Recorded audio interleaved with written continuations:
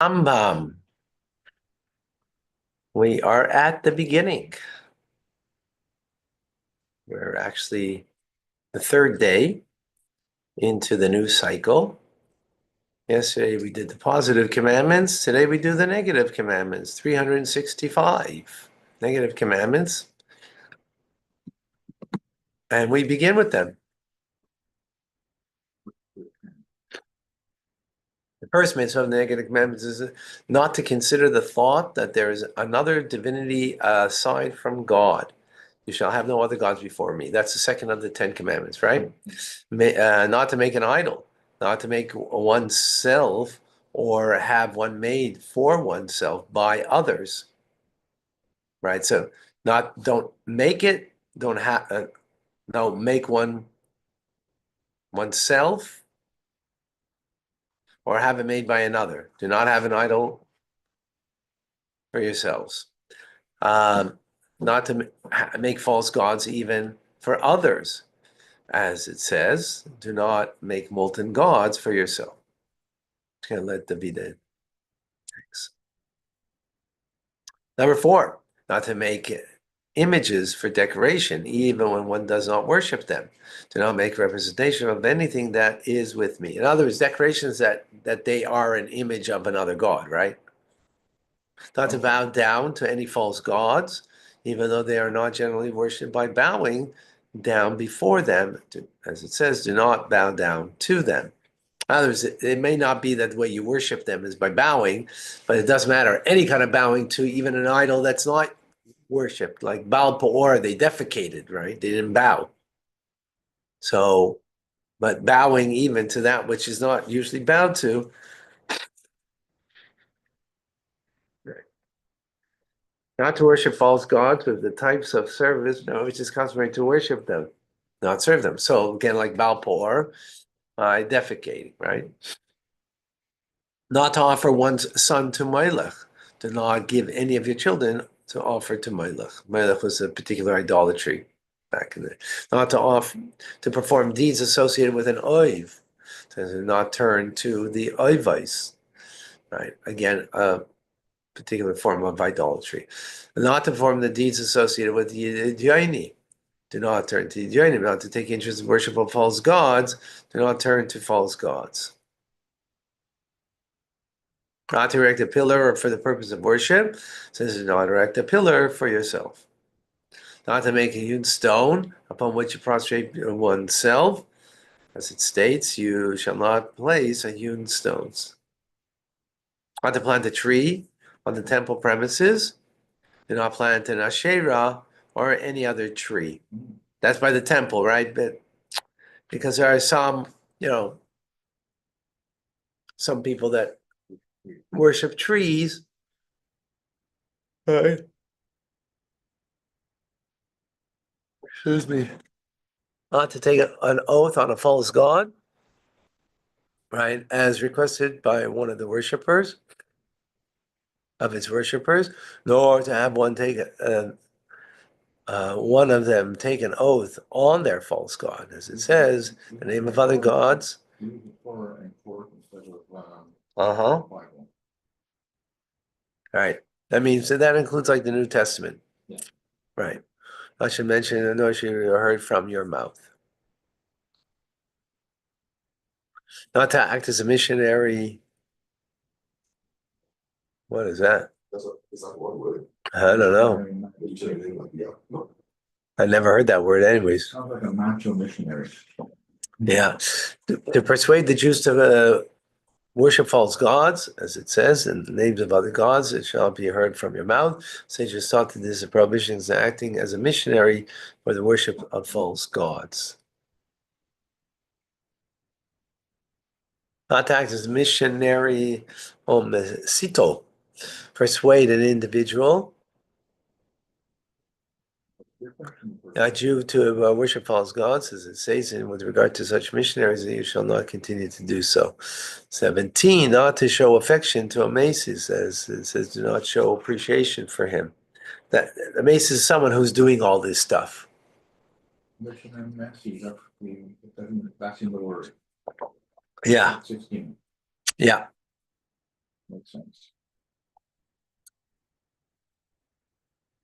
ChatGPT says it's that's maybe a misspelling. Uh-huh. Okay. But it's true.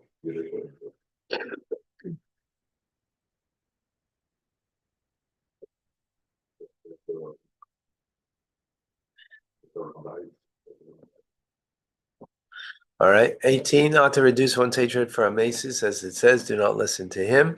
Not to try to save Amasis, but rather to see that it be executed. Do not have mercy upon him. The person whom Amasis tried to convince not to advance any argument on behalf of the Maces, do not have pity upon him. For the person whom the Maces try to convince not to withhold any evidence he is aware of that would incriminate the Maces, as it says, do not try to cover up for him. Not to benefit from ornaments that have adorned false gods. Do not covet the gold and the silver which is upon them. Not to rebuild an apostate city to its former stature. It shall never be rebuilt. Not to benefit from the property of an apostate city. As it says, let nothing be that has been condemned cling to your hand. Not to benefit from false gods, from any of the accessories, anything offered to them. Egypt's gold. Huh? We used Egyptian gold. That wasn't a false god. Some of the gold was for idols. They didn't take it from the idols. They took it, from other stuff, their earrings or whatever. Okay. Thank you.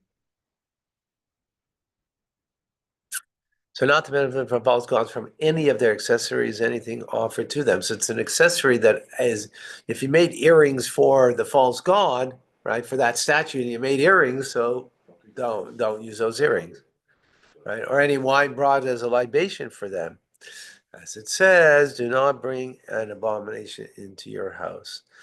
Not to prophecy in the name of false gods, as it says, the prophet who speaks in the name of other gods shall die.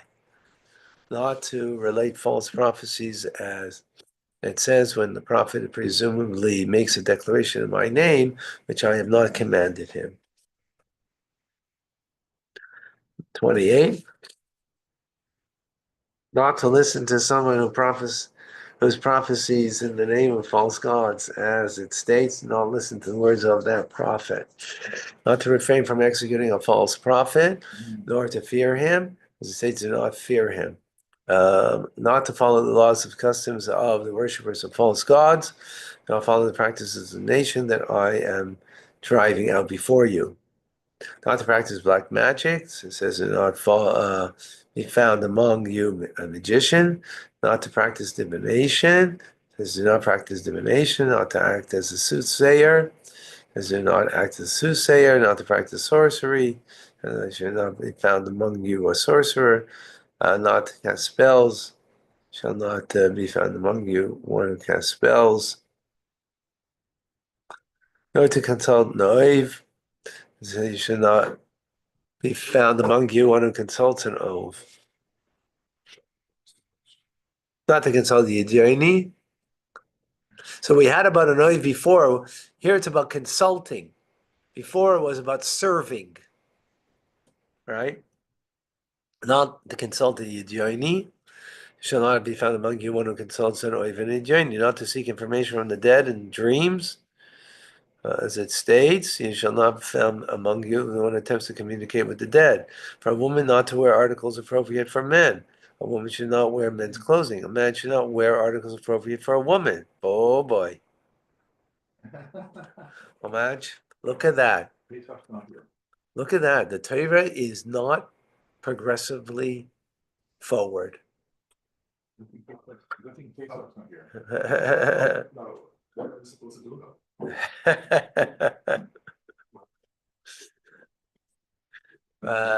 Just wear what you're wearing. Yeah, a man should not wear a woman's clothing. The prohibition is instituted because of the idolatrous custom. Explicit statements to this effect are found in the text describing their worship. That's interesting. Why you don't get that? not to tattoo our bodies like the worshippers of false gods, not tattoo your flesh. Not to wear shatnez, as do the priests and the false gods. Do not wear shatnez. That's woolen linen. Not to shave the temples of your heads, as do the worshippers of false gods. Not shave your temple. Excuse me. Not to shave off your beards entirely, as do the priests of false gods. Not shave your corners of your beard. Not to make cuts of your flesh, as the worshippers of false gods do. Says do not cut yourselves. Gedidja is another term for cutting. Never to dwell in the land of Egypt. It says never, do not ever return on this path again. Not to stray after the thoughts of one's heart. And the sites, as it says, this is in the third paragraph of the Shema, not stray after your heart and your eyes. Not to establish a covenant of the 7 Canaanite nations. Not to establish a covenant with them. And not to allow a single member of the 7 Canaanite nations to live. Do not allow a soul to live. That, I mean, as a Canaanite, they can escape, as we just finished learning. Allow them escape, but they can't live in the land of Israel as a Canaanite without accepting Hashem. Not to show favor to worshippers of false gods. Do not show them favor. Okay. Let's just stop here. Rabbi, Yeah. Go on to develop the land of Egypt. The Rambam himself lived in Egypt. Explain. Rambam used to sign his letters as, Moshe ben Maimon, one who transgresses. It was 3 things. Yeah. So The Jews have been living in Egypt